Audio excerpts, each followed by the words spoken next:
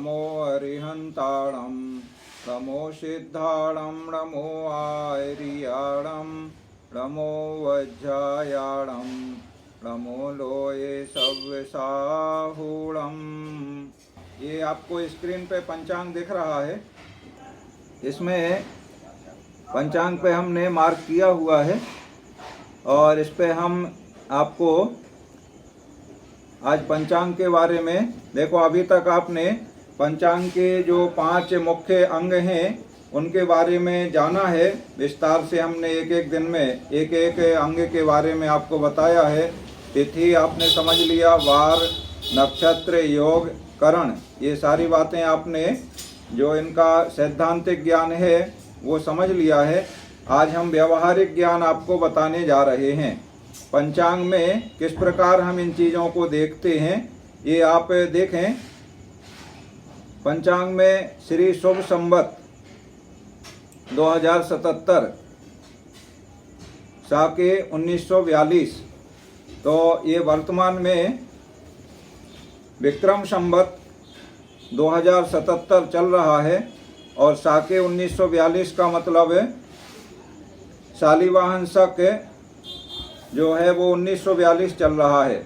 इसके बाद माह का नाम दिया है अधिक आश्विन कृष्ण पक्ष।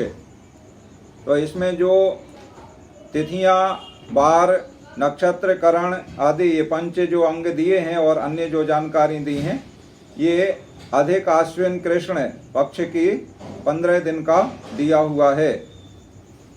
इसके आगे लिखा है याम्य अयन और सौम्य गोल। अभी अयन और गोल के बारे में आपको विस्तार से जानकारी नहीं दी गई है। ये सूर्य के भ्रमण से इनमें परिवर्तन होता है। एक वर्ष में 6 महीने तक याम्य अयन और 6 महीने सौम्य अयन रहता है। जो अयन 2 अयन होते हैं, 6 महीने का उत्तरायण और 6 महीने का दक्षिणायन। तो सौम्य अयन को उत्तरायण कहते हैं और याम्य अयन को दक्षिणायन कहते हैं। 6 महीने दक्षिणायन और 6 महीने उत्तरायण ऐसा रहता है। इसी प्रकार ये जो याम्य अयन का मतलब दक्षिणायन, तो अभी दक्षिणायन चल रहा है और ये सूर्य के कर्क राशि से प्रारंभ होकर के धनु राशि में सूर्य के रहने तक, अभी सूर्य के भ्रमण की हम बात करेंगे इसी पंचांग में, उसमें आप समझ लेंगे कि सूर्य कब राशि बदलता है। तो कर्क राशि से धनु राशि तक सूर्य के रहने पर याम्य अयन होता है जो अभी वर्तमान में चल रहा है, जिसे दक्षिणायन भी कहते हैं। और मकर संक्रांति से प्रारंभ हो जाता है सौम्य अयन, जिसे उत्तरायण भी कहते हैं। मकर संक्रांति के मतलब यहाँ क्या है? सूर्य का मकर राशि में प्रवेश करना। और फिर मकर राशि से 6 राशियाँ क्रम से आप गिने तो मकर, कुंभ, मीन और उसके बाद पुनः 1 से शुरू हो जाएगा तो मेष, वृष, मिथुन। इस तरह से इन 6 राशियों में सूर्य जब रहता है तो सौम्य अयन माने उत्तरायण रहता है। इसी तरह से सौम्य गोल आगे लिखा हुआ है। तो सौम्य गोल से मतलब सूर्य जो उत्तरार्ध और दक्षिणार्ध जो 2 गोल हैं, उत्तरी ध्रुव और दक्षिणी ध्रुव, तो सूर्य कौन से गोल में है? तो 6 महीने सूर्य उत्तर गोल में रहता है और 6 महीने दक्षिण गोल में रहता है। अभी सौम्य गोल में है। सौम्य का मतलब है उत्तर गोल में है। और ये आज के दिन की, अब हम तिथि वार आदि में आएंगे तो वहाँ से हम आज के दिन की सारी 5 चीज़ें समझेंगे। आगे हम इसी में देखेंगे। तो 18 अक्टूबर रविवार को सूर्य शुद्ध आश्विन शुक्ल पक्ष द्वितीया से सूर्य तुला राशि में आ रहा है और उस दिन से ये गोल परिवर्तन हो जाएगा। सूर्य अभी सौम्य गोल माने उत्तर गोल में है और शुद्ध आश्विन शुक्ल 2 18 अक्टूबर रविवार को ये सूर्य याम्य गोल में आ जाएगा। आप पंचांग का अगला पृष्ठ आपके पास जो पंचांग है उसमें देखेंगे तो उसमें मिल जाएगा। इसमें हमने एक पृष्ठ ही शेयर किया है आपको। तो दक्षिण गोल में प्रारंभ हो जाएगा। तो ये सूर्य मेष राशि से, मेष, वृष, मिथुन, कर्क, सिंह, कन्या, इन 6 राशियों में जब रहता है तो सौम्य गोल माने उत्तर गोल में कहलाता है, जो अभी चल रहा है। और तुला राशि में सूर्य के आने से तुला संक्रांति होती है। संक्रांति का मतलब आप समझ गए ना, राशि परिवर्तन करना सूर्य का। तो हर महीने सूर्य एक राशि से दूसरी राशि में आता है। तो किस दिन आ रहा है वो पंचांग में दिया रहता है। जैसे अभी हमने आपको बताया कि तुला राशि में सूर्य आएगा 18 अक्टूबर रविवार को, शुद्ध आश्विन शुक्ल द्वितीया को। तो वहाँ से याम्य अयन प्रारंभ हो जाएगा, याम्य गोल प्रारंभ हो जाएगा, सॉरी। तो तुला राशि के सूर्य से मीन राशि के सूर्य तक याम्य गोल रहेगा। याम्य माने दक्षिण गोल में सूर्य रहेगा। इस तरह से उसके आगे आप देखें लिखा हुआ है शरद ऋतु। ये थोड़ा सा फोटो में आया नहीं है अच्छे से, थोड़ा सा दिख रहा है। शरद ऋतु देख रहे हैं ना। और शरद ऋतु, तो ये ऋतुएं आप जानते हैं, जैसे एक वर्ष में 2 अयन होते हैं, उत्तरायण और दक्षिणायन 6-6 माह के। और ये ऋतुएं 2 माह की एक ऋतु होती है। तो एक वर्ष में 6 ऋतुएं होती हैं। और इनका संबंध भी सूर्य के किस राशि में सूर्य है उससे ऋतुओं का संबंध होता है। जैसे अभी हम वर्तमान की बात करें तो अभी शरद ऋतु है, और कन्या और तुला इन 2 राशियों में जब सूर्य रहता है तब शरद ऋतु होती है। तो कन्या के सूर्य से तुला के सूर्य तक 17 सितंबर से ये प्रारंभ हुआ है शरद ऋतु। और इसके बाद 16 नवंबर से हेमंत ऋतु प्रारंभ होगी। ये वृश्चिक में सूर्य जिस दिन आएंगे 16 नवंबर को आ रहे हैं, तो वृश्चिक और धनु के सूर्य में हेमंत ऋतु रहेगी। इसके बाद मकर के सूर्य से शिशिर ऋतु प्रारंभ हो जाएगी। तो मकर और कुंभ, ये मकर में सूर्य आ रहे हैं। आप अपने पंचांग में देखेंगे तो वहाँ मिल जाएगा सूर्य की संक्रांति। अभी हम उस पर आएंगे लाइन पर, तो सूर्य की संक्रांति आपको बताएंगे। ये 14 जनवरी 2021 को सूर्य मकर राशि में आ रहे हैं। तो उस दिन से शिशिर ऋतु प्रारंभ हो जाएगी। और 14 मार्च 2021 को सूर्य मीन राशि में आ रहे हैं। तो मीन राशि के सूर्य से बसंत ऋतु प्रारंभ हो जाएगी। मीन और मेष ये 2 राशियों में सूर्य रहेंगे। एक महीने एक राशि में सूर्य रहते हैं, तो बसंत ऋतु रहेगी। इसके पहले पूर्व में हम 2020 में मई में देखें तो 14 मई को सूर्य वृष राशि में प्रवेश किए हैं। और 14 मई 2020 से ग्रीष्म ऋतु प्रारंभ हुई है।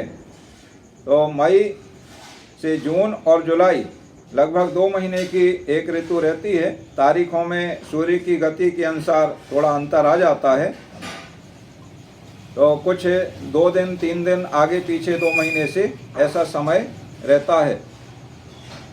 इसके बाद 16 जुलाई 2020 का पंचांग देखेंगे तो उसमें सूर्य कर्क राशि में आए हैं। और कर्क राशि में आने से कर्क और सिंह इन 2 राशियों के सूर्य में वर्षा ऋतु होती है। इस प्रकार एक वर्ष में 6 ऋतुओं का परिवर्तन होता है। इसके आगे आप देख रहे हैं ऊपर की हेडिंग में ही अभी हम बात कर रहे हैं। तो 2 से 16 अक्टूबर सन 2020 ये इस कृष्ण पक्ष की ये तारीखें हैं जो अभी ये पक्ष का हम पंचांग खोले हैं। माने इतने दिन ये चलेगा 2 से 16 अक्टूबर। और आगे लिखा है मल मास। मल मास का अर्थ है हमने प्रथम क्लास में ही आपको बता दिया था।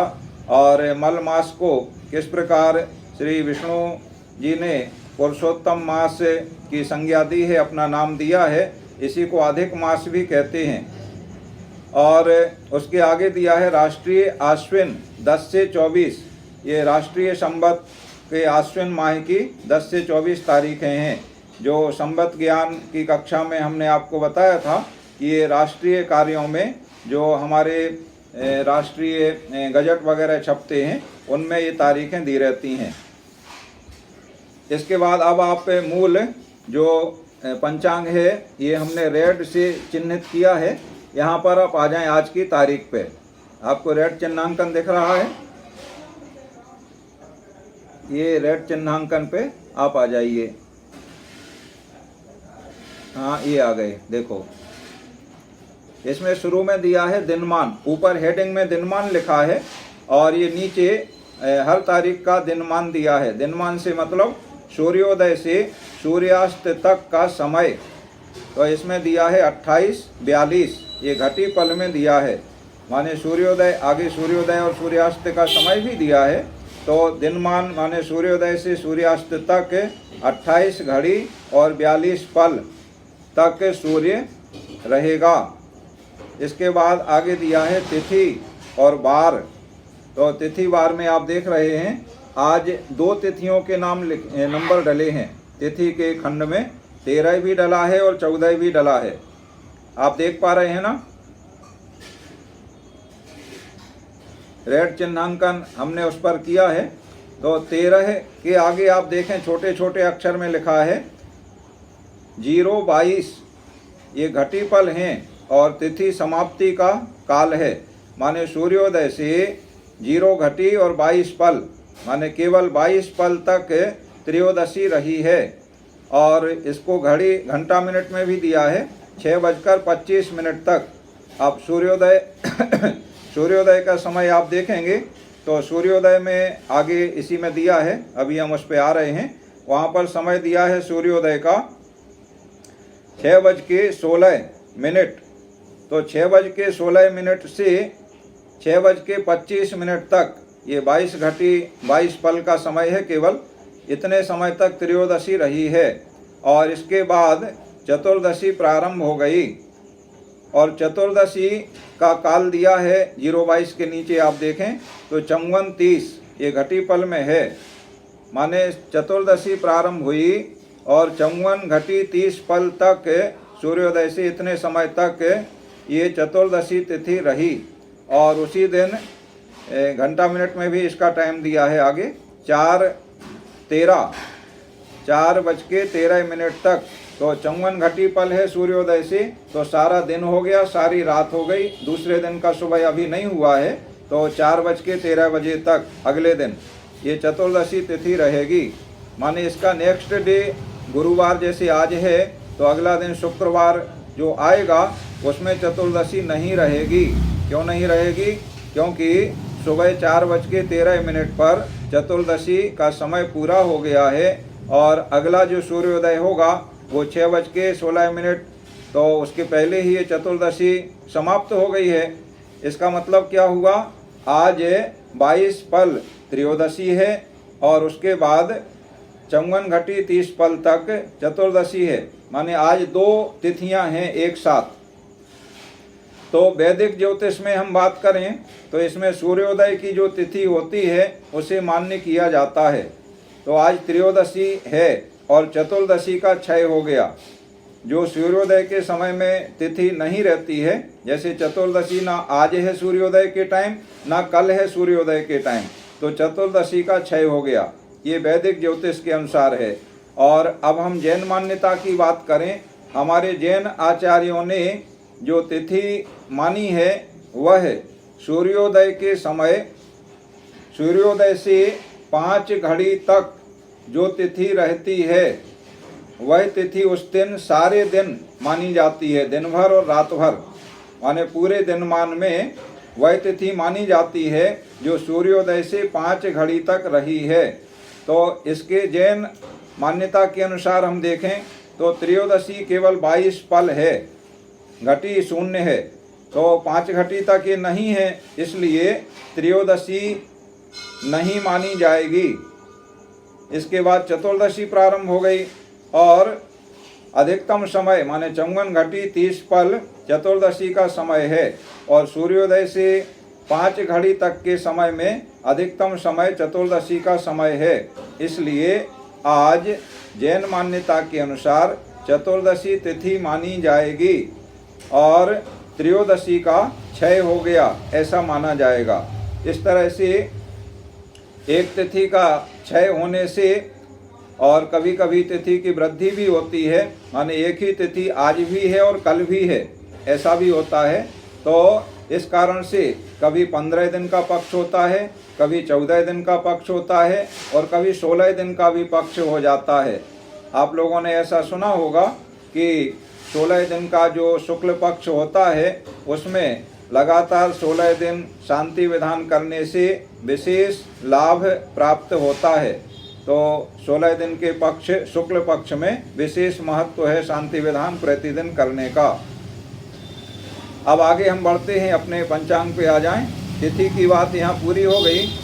अब नक्षत्र ये हमने देखो आगे खिसकाया है, तो ये हमारा रेड चिन्हांकन उत्तरा फाल्गुनी नक्षत्र पर है। आज उत्तरा फाल्गुनी नक्षत्र है और ये कितने समय है, तो उत्तरा फाल्गुनी उफा के आगे लिखा है 28-10।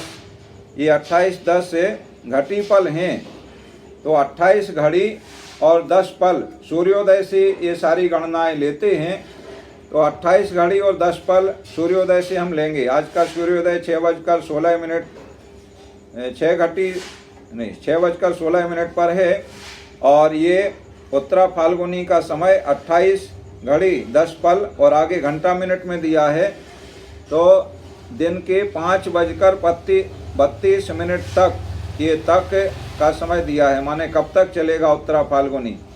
तो आप सूर्योदय के काल में 28 घड़ी 10 पल जोड़ेंगे तो आ जाएगा 28 घड़ी 10 पल को पहले घंटा मिनट बनाना रहेंगे, क्योंकि सूर्योदय घंटा मिनट में 6:16 पर है।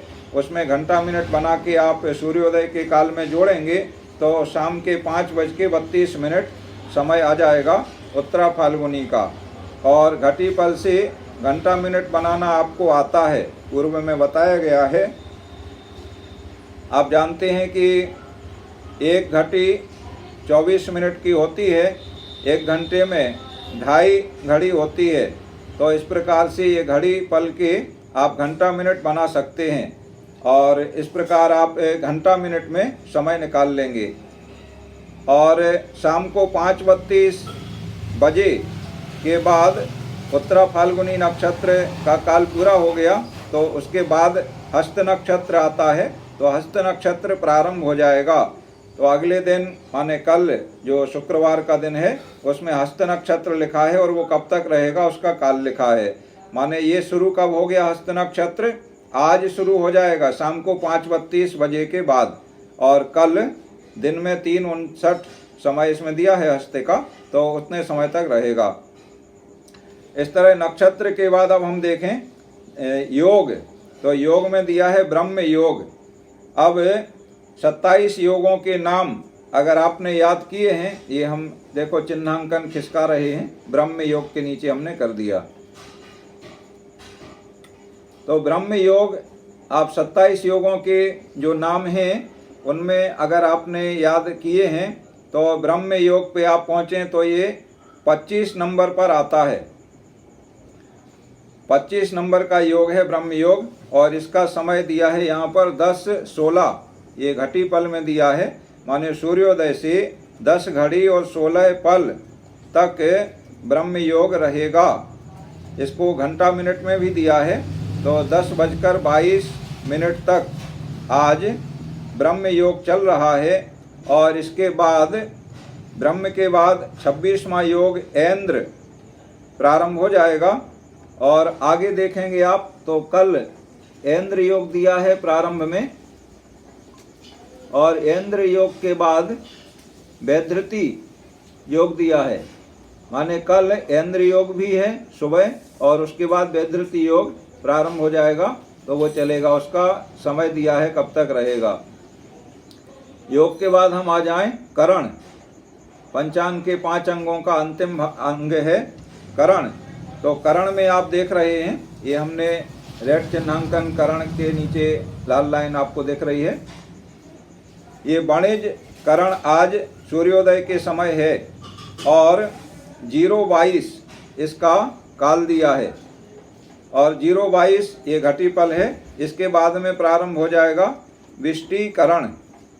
विष्टिकरण को विष्टि का दूसरा नाम आपने करण के ज्ञान में समझा था, भद्रा भी कहते हैं और भद्रा शुभ कार्यों में वर्जित है। तो आज 0:22 के बाद ये विष्टिकरण माने भद्रा प्रारंभ हो रहा है और भद्रा का भी समाप्ति का काल इसमें दिया है।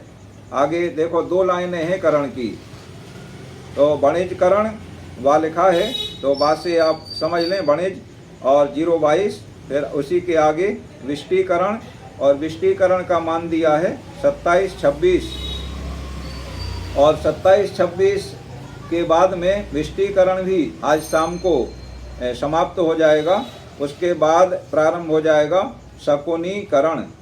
करण ज्ञान में आपने ये जाना था कि 7 करण चर होते हैं जो बदलते रहते हैं। एक तिथि में 2 करण होते हैं, तिथि के आधे को एक करण कहते हैं और 4 करण स्थिर होते हैं। तो ये विष्टिकरण पे यहाँ पर चर करण पूर्ण हो गए और शकुनी करण जो प्रारंभ हो रहा है कृष्ण पक्ष की चतुर्दशी के उत्तरार्ध में स्थिर करण प्रारंभ होते हैं। ये करण ज्ञान में आपने जाना था, उसको यहाँ पर आप व्यवहार में देखो, माने वही चीज़ पंचांग में मिल रही है जो आपने सैद्धांतिक ज्ञान प्राप्त किया है। तो ये चतुर्दशी के उत्तरार्ध में माने आज शाम को शकुनीकरण के प्रारंभ हो जाएगा। ये विष्टि की समाप्ति 27-26 घटीपल के बाद और ये शकुनीकरण रहेगा 54-20 तक।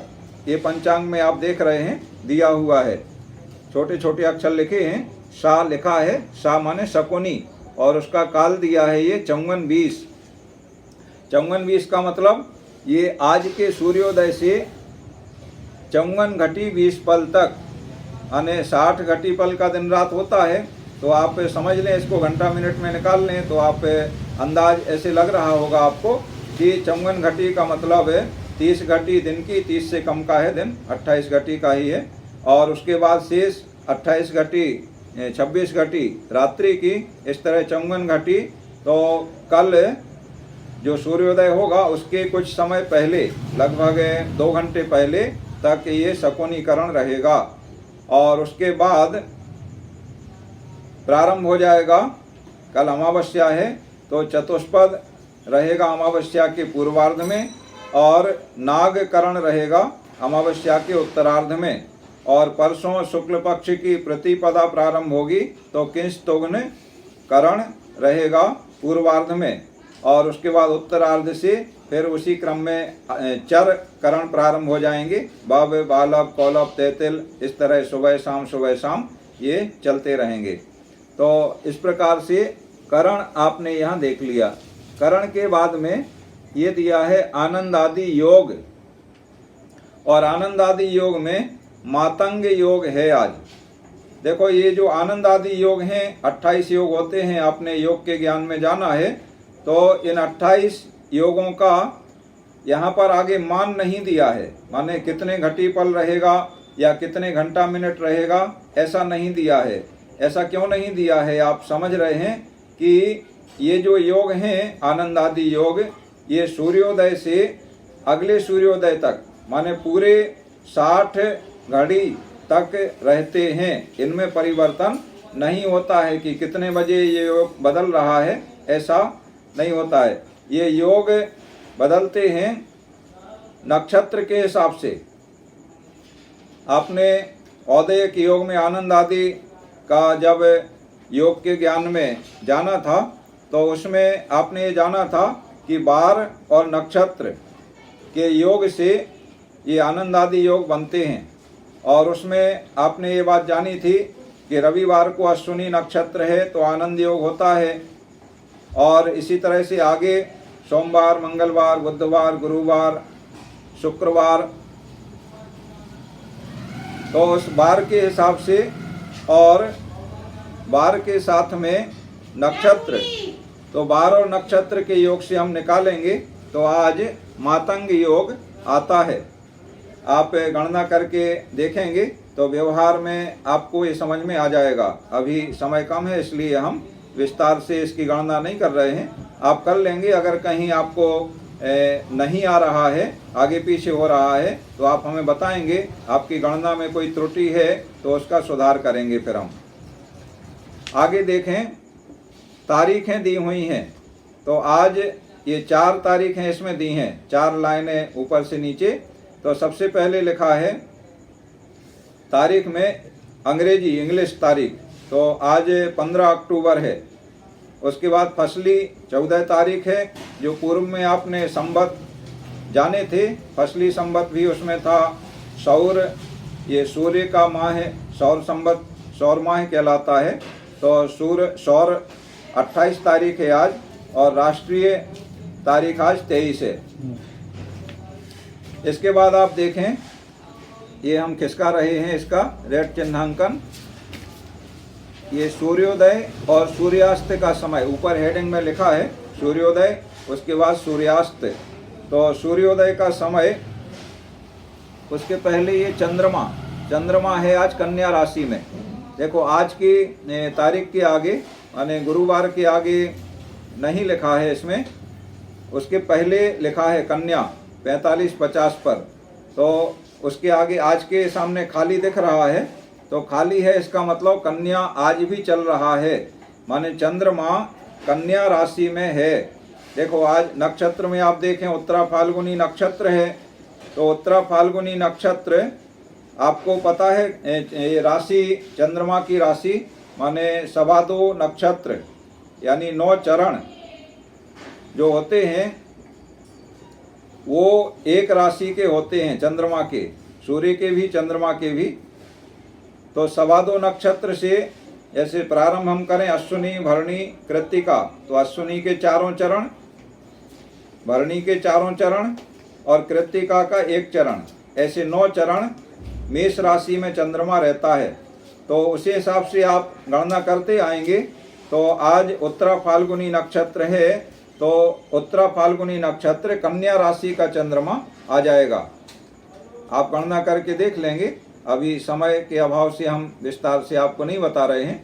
आपको अगर गणना में सही नहीं आ रहा है तो आप हमसे बात करेंगे या हमें लिखेंगे, व्हाट्सएप पे लिखेंगे, हम आपका समाधान करेंगे।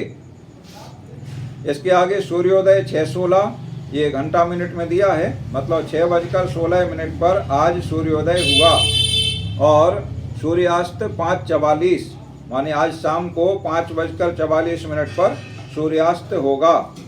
देखो ये जो इसमें सारे मान जो दिए हुए हैं घंटा मिनट में या घटी पल में, ये सारे मान कहाँ के हैं? जहाँ ये पंचांग बनाया गया है, ये आपको ध्यान रखना होगा। जब आपको हमने प्रारंभ में ये बताया था कि स्टैंडर्ड टाइम जो घड़ी का समय रहता है, जो सारे देश में, हमारे भारत देश में 82 अंश और 30 कला पर घड़ी सेट की जाती है। और ये जो पंचांग बना हुआ है ये वाराणसी का, काशी का बना हुआ है। तो इसमें ये सारे जो मान दिए हैं, माने ये सूर्योदय काशी में 6:16 पर हो रहा है, हमारे आपके नगर में 6:16 पर नहीं होगा, इसमें अंतर आएगा। तो अंतर में क्या करेंगे, जो जिनके जो अंश कला देशांतर और रेखांश और अक्षांश, ये जो ग्लोब में दिए रहते हैं, पुस्तक में सारणी आपको बनी मिल जाएगी। तो अक्षांश और देशांतर देखने से आप देखेंगे आपके नगर का देशांतर कितना है। देशांतर को रेखांश भी कहते हैं। तो उस हिसाब से अगर आपका देशांतर 82-30 से अधिक है तो 1 अंश अधिक होने पर 4 मिनट बढ़ जाएगा, इसमें प्लस कर लेंगे। और अगर 82 अंश 30 कला से कम है तो 1 अंश कम होने पर 4 मिनट कम हो जाता है। और आप जानते हैं कि 1 अंश में 60 कला होते हैं। तो 60 कला का मतलब हम 1 मिनट के लिए उसका चौथा भाग निकाल लें 60 कला का, तो 15 कला पर 1 मिनट का अंतर आता है।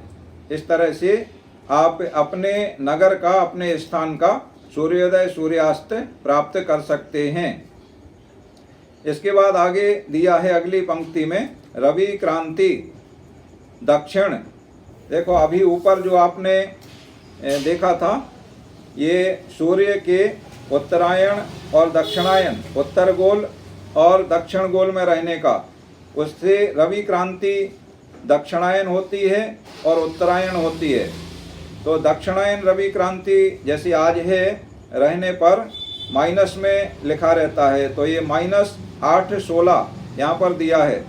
और जब उत्तर क्रांति होती है तो प्लस में दिया रहता है।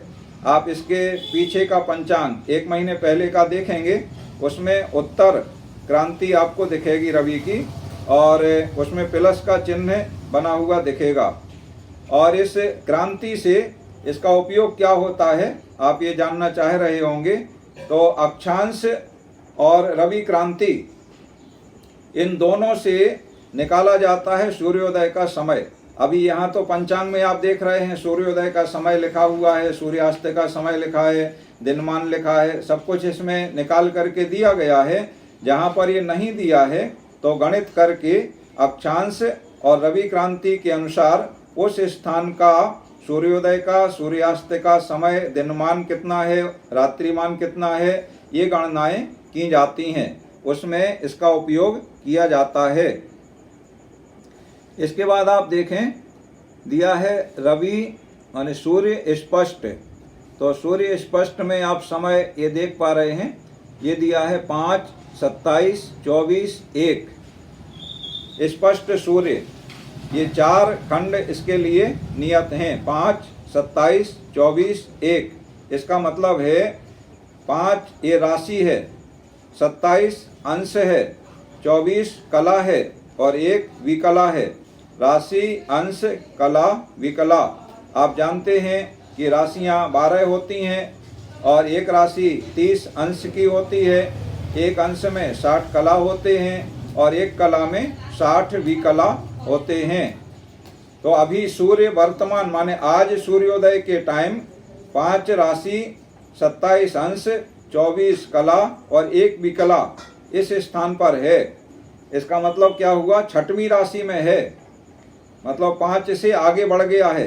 5वीं राशि से 6वीं राशि में जब आया तो उसको 5 जीरो से आगे बढ़ेगा। तो 5वीं राशि के बाद 6वीं राशि में 27 अंश, 24 कला और 1 विकला इतना चल लिया है सूर्य ने 6वीं राशि में। ये ध्यान रखना, 5वीं राशि में नहीं, 5 जो अंक दिया है वो 5 पूरे हो चुके हैं और 6वीं राशि के 27 अंश, 24 कला, 1 विकला पर सूर्य आज सूर्योदय के समय पर है। और एक दिन में सूर्य कितना चलता है वो उसका मान आगे गति के नाम से दिया है। और इसमें आप देख रहे हैं, ये हम रेड चिन्हांकन खिसका रहे हैं, 59-38। और ये 59-38 ऊपर हेडिंग में लिखा है कला विकला, माने एक दिन में, आज दिन भर में, दिन से मतलब अहोरात्र में, क्योंकि सूर्य हमें तो दिन में ही यहाँ दिखता है, लेकिन अन्य स्थानों पर जब हमारे यहाँ रात्रि रहती है तब भी सूर्य वहाँ दिखता है। तो ये जो सूर्य की गति का जो मान दिया है कला विकला में, ये अहोरात्र का दिया है। ये 59 कला और 38 विकला चलेगा एक अहोरात्र में। और ये प्रतिदिन आप देखें ऊपर नीचे इसी में तो अलग अलग है। जैसे बीता हुआ कल 59-36 दिया है, आगे आने वाला कल 59-40 दिया है।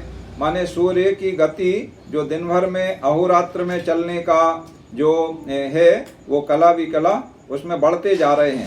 उसके और पहले देखेंगे तो 59-31, 59-33 इस तरह से विकला में थोड़ा थोड़ा बढ़ता जा रहा है, सूर्य की गति बढ़ रही है। अब देखो इस गति को, एक दिन की गति को आज के स्पष्ट सूर्य में हम जोड़ेंगे तो कल का स्पष्ट सूर्य आ जाएगा। माने आज ये सूर्य 5, 27, 24, 1 पे था, इस 24, 1 ये आखिरी में कला विकला है, इसमें 59-38 हम जोड़ दें आज के चलने का, तो 59-38 जोड़ने से कल का जो सुबह सूर्योदय के समय स्पष्ट सूर्य है वो आ जाएगा 5, 28, 23, 39। इस तरह से प्रतिदिन का हम निकाल सकते हैं। और इसके बाद आगे रेखांतर दिया है, ये -17 मिनट। ये रेखांतर का जो काल है ये भी सूर्य के भ्रमण से निश्चित होता है और पूरे वर्ष के लिए 365 दिन के लिए तारीख के हिसाब से ये नियत है। भारतीय ज्योतिष में इसका टेबल बना हुआ है पूरे हर दिन का, माह के हिसाब से, तारीख के हिसाब से, तो उसमें आप देख करके जान सकते हैं। और इसका उपयोग जब आप जन्म कुंडली बनाते हैं तो उसमें ग्रह स्पष्ट करने के लिए ये माइनस करना रहता है। तो माइनस होता है और प्लस होता है, अलग अलग तारीखों में आप टेबल में देखेंगे तो उसमें मिल जाएगा। इसके बाद दिया है चंद्रोदय 5-7 बजे। तो यहाँ पर ये अभी कृष्ण पक्ष चल रहा है और चतुर्दशी का दिन है, तो 5-7 का मतलब सारी रात बीत जाएगी। सुबह सूर्योदय के थोड़े पहले चंद्र का उदय होगा 5:07 पर, और ये सूर्योदय तक रहेगा। सूर्योदय होगा तो फिर चंद्रमा फिर नहीं रहेगा। इस प्रकार आज आपने पंचांग के 5 भागों का विस्तार से व्यावहारिक ज्ञान पंचांग में देख करके प्राप्त कर लिया है।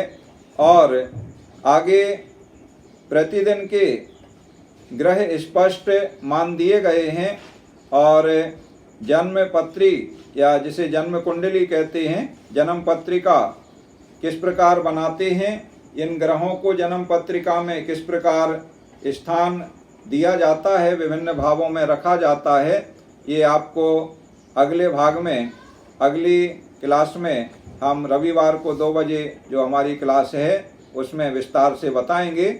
आप लोग अपने इस पंचांग के पृष्ठ को अच्छी तरह से देखें, पढ़ें, बार बार अभ्यास करें और जन्म कुंडली, जन्म पत्रिका कैसे बनाते हैं इसके लिए आप पूर्व से प्रिपेयर रहें, तैयार रहें। आपको बहुत ही महत्वपूर्ण ज्ञान अगली क्लास में प्राप्त होने वाला है। आप अपने अन्य साथियों को जो क्लास में नहीं जुड़े हैं उनको भी जुड़ने के लिए कहें कि वे रविवार को 2 बजे वाली क्लास में अवश्य जुड़ें। बहुत ही महत्वपूर्ण जन्म पत्रिका के तैयार करने का जो विधान है वो आपको बताया जाएगा और जन्म पत्रिका तैयार कराएंगे। और हम व्हाइट बोर्ड की व्यवस्था कर रहे हैं, तो बोर्ड पर लिख करके आपको बताएंगे, जिससे आपको और अच्छे तरीके से समझ में आएगा। साथ में ये वीडियो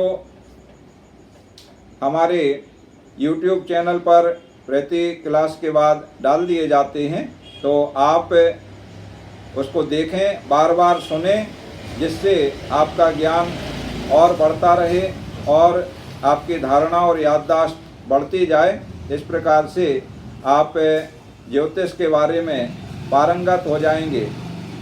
जितना अधिक आप सुनेंगे, देखेंगे, उतने ही ज़्यादा आपको कंठस्थ होता जाएगा, स्मरण में बना रहेगा और संपूर्ण ज्ञान का आप उपयोग कर सकेंगे। आज के लिए इतना ही।